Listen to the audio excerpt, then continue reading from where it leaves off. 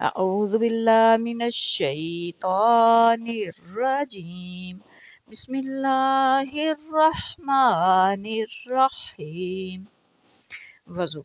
पिछले 2 लेसन से हम वज़ू के बारे में पढ़ रहे हैं और पहले लेसन में हमने वज़ू के जो मानी थे वो पूरी तफसील के साथ पढ़े और फिर हमने पिछले लेसन में अल्लाह ताला ने वज़ू का जो हुक्म दिया है सूरह अल माइदा की आयत नंबर 5 और 6 में वो पढ़ा।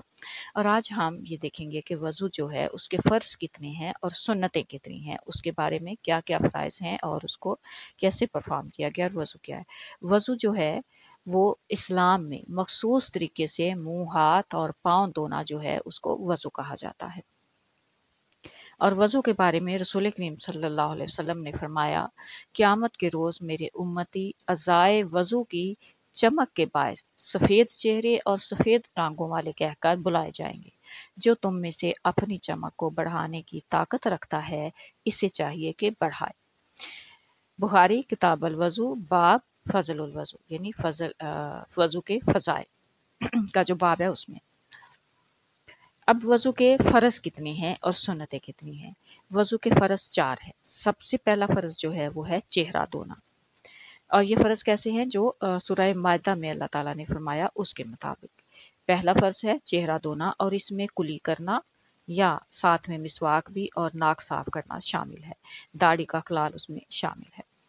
दूसरा फ़र्ज़ है कोहनियों तक हाथ धोना और फिर तीसरा फ़र्ज़ सर का मसा करना और सर का मसा करना जो है इसमें कानों को साफ़ करना और गर्दन पे भी हाथ फेरना उसको साफ़ करना शामिल है। फिर है नंबर 4 चौथा फ़र्ज़ दोनों पाँव जो हैं वो टखनों तक धोना। अब पहला फ़र्ज़ देखते हैं, सुन्नत क्या है? फ़र्ज़ ये है कि चेहरा धोना, 3 बार चेहरा धोना। अब सुन्नत के मुताबिक सबसे पहले इसको जो पहला जो फ़र्ज़ है उसको कैसे पूरा किया जाएगा? बिस्मिल्लाह पढ़ना, फिर दोनों हाथ, बाजू शामिल नहीं है, सिर्फ़ हाथ जो हैं वो 3 बार धोना। 3 बार हाथों को धोना, फिर दाएँ हाथ में पानी लेकर कुली करना। मुँह में पानी भर के अच्छी तरह से दाएँ-बाएँ घुमा के फिर उसको बाहर निकालना और फिर इस तरह से 3 बार कुली करना और अगर मिसवाक किया जाए तो और भी ज़्यादा अच्छा है। और फिर बाएँ हाथ में पानी लेकर नाक में ऊपर को सांस खींच के ऊपर को चढ़ाना और फिर एक नाक के एक तरफ उंगली रख के दूसरी तरफ से जोर से झटकना और फिर इसी तरह पानी ऊपर चढ़ा के दूसरी तरफ उंगली रख के नाक को जोर से झटकना। तो इससे आपका जो नाक है वो आगे झिल्ली तक वो आपके नाक के जरासीम सारे निकल जाएंगे, नाक साफ हो जाएगा। इसी तरह 3 बार नाक को साफ करना। फिर चेहरा धोना 3 बार और कानों तक पूरा चेहरा धोना। फिर हाथ गीले करके उंगलियों के साथ दाढ़ी के अंदर जिसकी दाढ़ी है वो फिर इस तरह से फेरना कि जैसे कंघी की जा रही है, तो वो आपकी दाढ़ी में जो जरासीम वगैरह मिट्टी गर्द है वो भी साफ हो जाए। उसके बाद है दूसरा फ़र्ज़, दोनों हाथ कोहनियों तक धोना। अब जो हाथ हैं, हाथ में पानी लेके उसको कोहनी की तरफ नीचे को फैलाना और कोहनी तक उसको फैला लेना अच्छी तरह से दूसरे हाथ के साथ और इसी तरह 3-3 बार दोनों हाथों को धोना। तीसरा फ़र्ज़ सर का मसा करना। अब सर के हाथ दोनों गीले करके आगे से माथे से शुरू करना और पीछे तक लेके जाना और गर्दन से पे जाके हाथों को उल्टे करते हुए गर्दन से फेर के आगे की तरफ ले आना। फिर दोनों उंगलियों से जो अंगूठे हैं उनसे कानों को पीछे से साफ करना, बड़ी उंगली से आगे से कानों को अंगूठे से या उंगली से आगे से और पीछे से साफ करना और छोटी सबसे जो उंगलियां उनके साथ कानों को अंदर से साफ करना। तो ये हो गया आपका सर का मसा। फिर दोनों पाँव को टखनों तक धोना। पहले दाएं पाँव को 3 बार धोना और अगर हो सके तो पाँव की उंगलियां जो हैं उनके अंदर भी हाथों की उंगलियों से उनका खलाल उसको करना कहते हैं, हाथ फेरना, ताकि उंगलियां फेरना ताकि उनके अंदर भी छुपे हुए गर्द वगैरह और जो जरासीम है वो भी साफ हो जाए। तो ये हो गया आपका चौथा फ़र्ज़ भी पूरा और जिस तरह से इसको परफ़ॉर्म किया गया, जैसे किया गया उसको कहा जाता है सुन्नत। ये सारी सुन्नतें हैं उसमें। अब ये वज़ू आपका कंप्लीट पूरा हो गया। अब आप देखें कि जब भी वज़ू जो है अगर आप सो के उठते हैं और इस तरह से पूरा वज़ू कर लेते हैं तो आप बिल्कुल फ्रेश लग जाते हैं। فریش ہو جاتے ہیں، آپ کی نیند اور یہ وہ سب اڑ جاتی ہے۔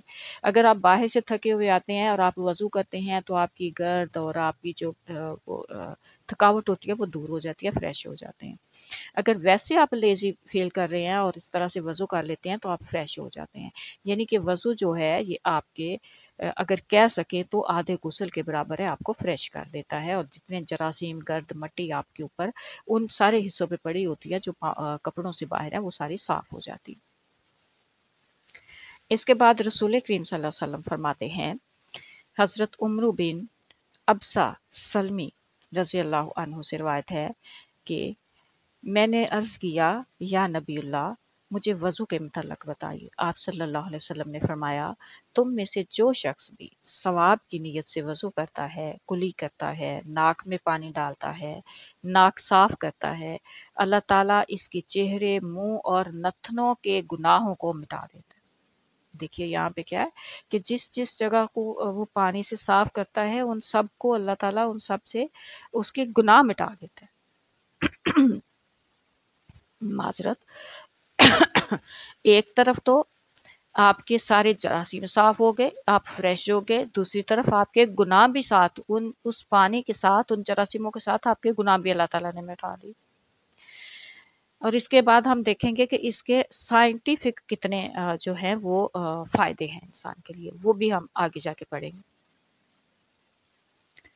پھر جب وہ اللہ تعالیٰ کے حکم کے مطابق چہرہ دھوتا ہے تو داڑھی کے اطراف سے اس کے چہرے کے گناہ پانی کے ساتھ جڑ جاتے ہیں۔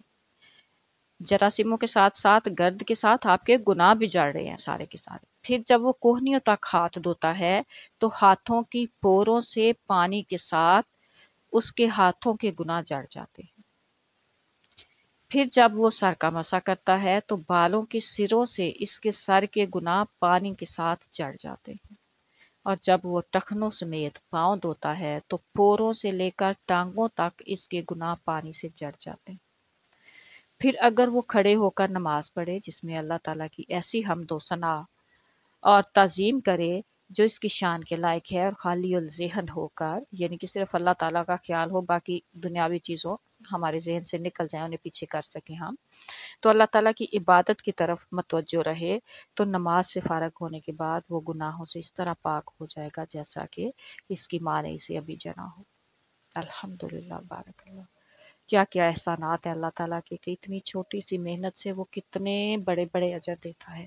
اور ابھی جب ہم اس کی یہ تفصیل پڑھیں گے کہ سائنسی طور پر سائنس نے کیا کیا ایجاد کیا کہ اس سارے عمل سے، اس وضو سے آپ کو آپ کی بیماریاں کتنی ختم ہوتی ہیں اور کیا کیا فائدے ہوتے ہیں، تو پھر آپ مزید اور حیران ہو جائیں گے۔